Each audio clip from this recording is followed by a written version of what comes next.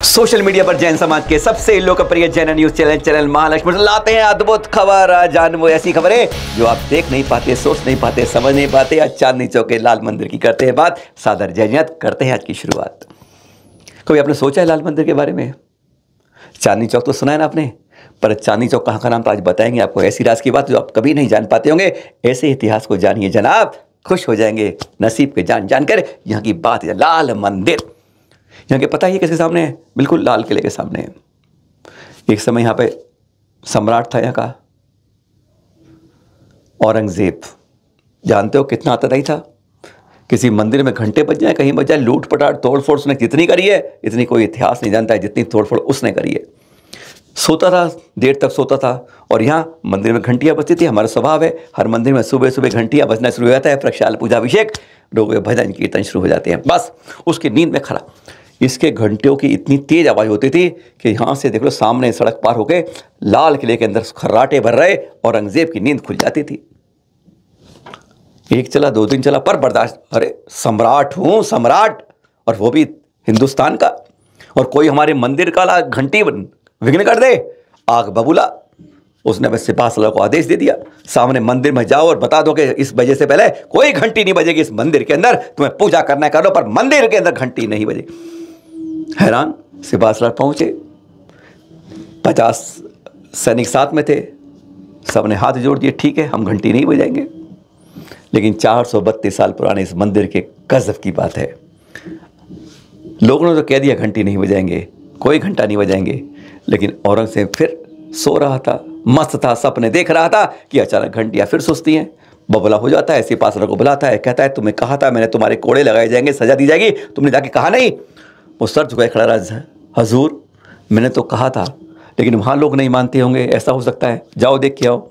वहाँ जाके देखता है तो दिखता है सचमुच कोई बात नहीं है, कोई भी नहीं बजा रहा है, अपने आप बज रहे हैं। गया तो वैसे था, हाथ कपकपा रहा था। उसने आके बताया, सम्राट हजूर ऐसी बात नहीं, हमने समझाया, वो साहब समझ गए, पर घंटी तो अपने आप बज रही है। दिमाग घूम गया औरंगजेब का। बकवास करते हो, क्या बात करते हो, तुम गए नहीं हो, बात करते हो वाली बात। उसने कहा हजूर हम 1 बार नहीं 2 बार देखे आए हैं। औरंगजेब ने कहा अगले दिन हम जाएंगे। घंटियाँ बजी, खुद गया और देखकर हैरान हो गया। क्या देखा? ये हम सुनते हैं आचार्य श्री अतिवीर जी से। आपको विश्वास नहीं होगा, 432 साल पुराने इस लाल मंदिर का इतिहास कुछ निराला है। तभी तो कहते हैं गजब रंग डाला है ऐतिहासिक लाल मंदिर की पहचान आज पूरी दुनिया में क्यों होती है। लाल किले के सामने इसकी अलग पहचान इसलिए होती है। सुनिए जरा। औरंगजेब प्रति दिवस इस घंटे की आवाज़ से नींद खुलती थी और परेशान हो गया कि मेरी नींद पूरी नहीं हो पाती, सर में दर्द रहने लगा। तो उसने जैनियों के ऊपर बंदिश लगा दी कि सुबह सुबह कोई भी घंटे नहीं बजाएगा, मंदिर देर से खुलेगा, कोई घंटा नहीं बजाएगा। और अगले दिन प्रातःकाल फिर घंटे की आवाज़ से उसकी नींद खुली। बड़े गुस्से में उसने कहा कि मैंने आदेश दिया था कि घंटे नहीं बजेंगे। फिर घंटे और नगाड़े बजने लगे। तो सैनिकों ने कहा बादशाह हमने कुछ नहीं किया, हम खुद देख कर आए वहाँ पर कि नगाड़े भी और घंटे भी स्वयं बज रहे हैं। बादशाह ने कहा ऐसे कैसे हो सकता है? बादशाह स्वयं चलकर यहाँ पर आए तो देखा कि कोई नहीं बजा रहा, लेकिन नगाड़े अपने आप बज रहे हैं, मंदिर के घंटे अपने आप बज रहे हैं। बादशाह नतमस्तक हो गया कि हे पार्ष प्रभु आपकी महिमा को मैं मान गया। और उसी क्षण उसने कहा कि आज से मैं इस बंदिश को हटाता हूँ। यहाँ पर जैनी भाई जो पूजन प्रक्षाल अभिषेक जैसे करते हैं उसी प्रकार से बिना अवरोध के करते रहें। तो ये इसका एक बहुत बड़ा विषय रहा। सुन लिया, औरंगजेब की होश फाख्ता हो जाते हैं। पर यह बात तो अधूरी है, असली राज की बात तो अब बताते हैं। आपको पता है लाल किले का गेट पहले कहाँ था? दक्षिण में खुलता था। और ये चांदनी चौक जानते हो आप? हाँ चांदनी चौक देखा आपने, पूरा चांदनी लंबा, पर नहीं, पहले ये जो चौक है ना, जो लाल मंदिर लाल के बीच में, उसको कहते थे चांदनी चौक का, यानी ये चौक का नाम था चांदनी चौक। बाद में तो ये फतेहपुर तक पहुंच गया। और ये जो रोड देखते हो ना जगह चांदनी चौक की, वास्तव में ये रोड नहीं थी। पहले यहाँ नहर बहती थी और धीरे धीरे नहर सूख गई। आज भी आप पुरानी दिल्ली से जाना, आपको जो सामान ले जानी वो है ना लिफ्ट पर, वहाँ नीचे जाती है तो वहाँ आज भी पानी है उस नहर का। आपने कभी राज में देखा नहीं होगा ये, पर हाँ बात नहर की करते हैं। अंदर मशाले जलती थी और उसकी रोशनी यहाँ पड़ती थी, सारा जगमगाता था, इसलिए इसका नाम जो चांदनी चौक पड़ा था, चौक का नाम।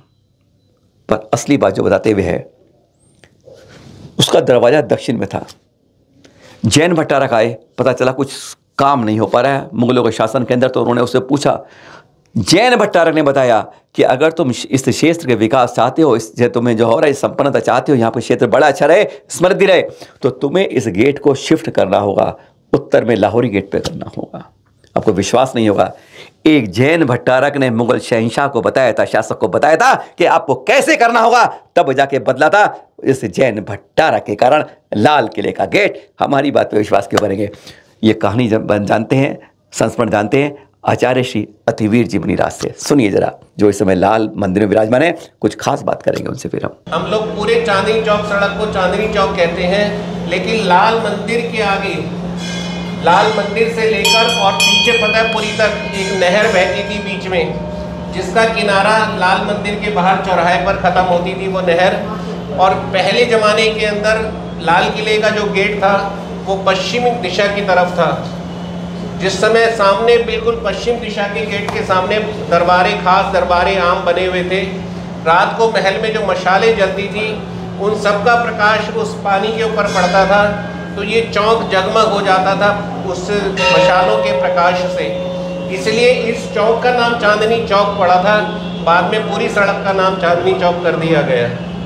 पहले पश्चिम दिशा का दरवाज़ा था, लेकिन जैन भट्टारक जी ने इनको बताया कि ये दरवाज़ा आपके लिए गलत है, आप दरवाजे की दिशा बदलें। पश्चिम का दरवाज़ा बंद करके उत्तर का दरवाज़ा खोला गया, और आज भी जो लाहौरी गेट है वो उत्तर की दिशा की तरफ खुलता है, वहीं से प्रवेश होता है। ये लोगों देख रहे हैं, 29वां जन्म कल्याणक महोत्सव आ रहा है पारस प्रभु का। हम 28वां मोक्ष कल्याणक भूल गए थे, लेकिन ध्यान रखिए, पारस प्रभु सबसे छोटा तीर्थकाल था और सबसे ज़्यादा लोकप्रिय है। 24 तीर्थंकर सबके गुण समान है, लेकिन आज सबसे बड़ी पहचान पारस प्रभु की होती है। हर मंदिर में पारस प्रभु जरूर विराजमान होते हैं, और यहाँ पर 432 साल से मूल वेदी में विराजमान है। उसकी कथा भी आगे कभी बताएंगे, पर हाँ खास बात बता रहे हैं इसके बारे में। इन पारस प्रभु के अतिशय बहुत है, और इनका इतिहास में आज तक में पहली बार महामस्तकाभिषेक हो रहा है, जो इनके आने वाले पौष कृष्ण एकादशी को हो रहा है। आचार्य श्री अतिवीर जी मुनिराज के सानिध्य में, उन्हीं की प्रेरणा से और उन्हीं के द्वारा इसके बारे में शुरुआत करने का, उद्घोष करने से, कि अगर इतने बड़े तीर्थंकर का, इतने बड़े क्षमाधारी का आ रहा है, तो क्यों नहीं हम इसके बारे में यहीं से शुरुआत करते हैं। 2900 लोगों, 2900 श्रावक, 29वें जन्म कल्याण के लिए महामस्तकाभिषेक करेंगे। पहली बार मूल प्रतिमा का सबको मिलेगा चांदी का कलश। यह अलग अंदर की बात है। सुबह 7 बजे शुरू होगा, खट खट खट करते रहेंगे। एक अभूतपूर्व अवसर होगा। 29 लोग जब करेंगे तो ध्यान रखिएगा, 27 दिसंबर 2018 को जो नजफगढ़ जाम हुआ था, वह आप चांदनी चौक में देखिए। खास बात रहेगी, कुछ अभिषेक कर रहे हैं, बाकी लोग क्या करेंगे, परिवार साथ आएंगे, तो रुपेश जैन जो हैं भजन सम्राट, उनके भजनों का आनंद लेंगे। बहुत कुछ होगा, बहुत कुछ होगा यहाँ पर। एक बार आ जाइएगा। कब आना है? हाँ, पौष की सिंगाई तारीख तो बता दी, क्योंकि हिंदी तारीख तो जानते नहीं आप लोग। नया साल और नया संडल का पहला संडे है 7 जनवरी 2024, जिस दिन ये कार्यक्रम हो। आचार्य श्री अतिवीर जी करवाएं कार्यक्रम, और कुछ खैस ना हो, उनके हर कार्यक्रम में कुछ ना कुछ खास होता है। और यहाँ भी है, यानी कहते हैं खाली हाथ जाने वालों के लिए जेब भरने का भी हिसाब है।